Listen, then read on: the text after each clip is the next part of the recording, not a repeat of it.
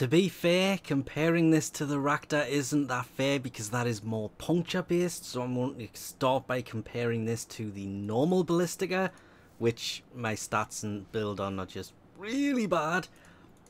But compared to the normal one, it's just so much better. Quicker charge, quicker charge, 5% more crit, 0.5 more multiplier, double the magazine, quicker reload, twice the status coming in at 20% instead of 10%, 15.2 impact, over double the puncture, and wow, the slash goes from 10 to 121.6. That should make this thing quite a balanced weapon when it comes to damage. Not so good against impact, but puncture and slash, oh, it's going to be really useful.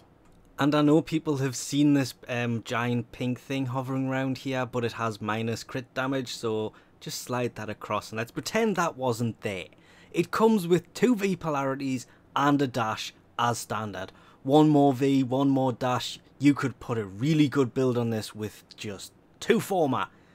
Even more so if this thing didn't have... Ooh. With it being puncture, that is going to be great for the Ballistica. The Rakta Ballistica, but for the Prime one, sadly, not so much because that crit damage, once this mod is leveled up, yes, it may increase the puncture by a lot, but it's taking the crit multiplier, it's undoing what the Prime has added. I know it's easy to compensate, but I do need to roll this a few times, see if I can't get it any better, and to be fair, I can get... actually, it's a little bit less, isn't it? Aw, I wonder. No, that is the 120% mod. Well, it's a little bit less, but at least I got to keep the crit damage, which could be more important depending on how this weapon plays out 2 former down the line. I did end up dropping a V and a dash polarity onto this because I caved. I ended up putting that ribbon in here, and okay, I did lose some crit damage to it, but I could put something like Prime Target Cracker in, which adds the crit damage back. But I threw in Pistol Gambit instead and Bore as well. As well as that, I obviously have Lethal Torrent Barrel Diffusion, and I kind of threw Corrosive on this just for the sake of it using the dual stat mods, and it barely fit. I have 0 empty slots and no idea what to do next.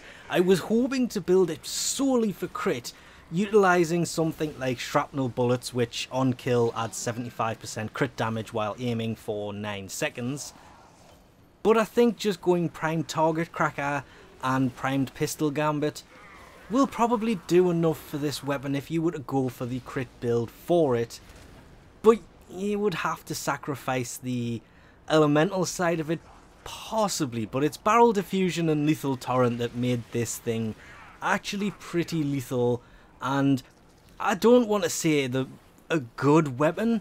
It's acceptable. It was way better than I was expecting it to be when I first started using it, because it was taking out 50s and 60s fairly easily and a lot of the time with one shot, simply because Lethal Torrent adds 60% multi-shot and Barrel Diffusion adds 120% multi-shot, but Lethal Torrent at the same time also added fire rate, which made charging it much easier.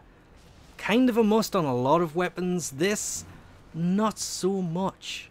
It did have this weird perk to the weapon where sometimes when you kill an enemy with it, it will spawn a ghost of the enemy that will stay around for 7 seconds, and I'm hearing a lot of different things about this, which leads me onto this, which hopefully I can take one of them out from here so it spawns the ghost and see if there is any damage to any of the other ones from this. It'll stay there for 7 seconds, does look pretty nice, and I'm not sure if that was me damaging it or not, because I'm not seeing them do that much damage, to be fair.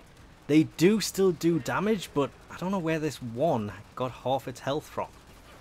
Nope, that did not do it as effectively as I was hoping. So the damage that they actually do isn't that impressive. I mean, it's barely taking any health off either of these, and that was a heavy gunner. So you would think its ghost would also happen to do heavy gunner style damage, but these guys, there you are, you're the one with half health, you can be the next one. They're not dealing a massive amount of damage. I mean, 7 seconds isn't really that long. You can see it definitely does deal damage, but not a great deal of damage. Sadly, I would love to see this deal more damage, but damn, those ghosts do look pretty nice. Damage wise, yeah, not so much. But there is one last thing I want to test on this, which is this. Apparently, when affected by molecular prime, you can spawn more than one ghost when it chains. And I haven't managed to get this to work just yet. And there goes the chain reaction. Not that well. Nope, it's still chain reacting. It's not actually, but it does work. It takes out more than one of them at a time if you can get them close enough that the chain reaction works. If you don't get the chain reaction, it doesn't work. Now I've got 4 of them. This could be useful on defense missions against lower level enemies. I had to lower these guys to a 1 to kind of demonstrate this. Simply because it would not detonate that explosion, and it only works from a charged perspective. If you just shoot it normally, actually demonstrate on this guy, it will not get a ghost. Oh, I missed.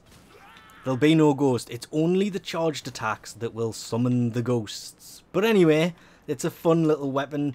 I'm actually enjoying using this quite a lot. Visually it looks really nice, and if I had to be picky, I do wish those ghosts lasted even an extra 3 seconds would have done. 7 seconds just seems way too short, which is a damn shame, especially if you can use molecular prime like that on lower level stuff and have an army of ghosts. They may not deal a lot of damage, but they will be a great distraction on defense missions to protect the pod. But anyway, we'll leave this off here for now. Thanks for watching, and I'll catch yous next time.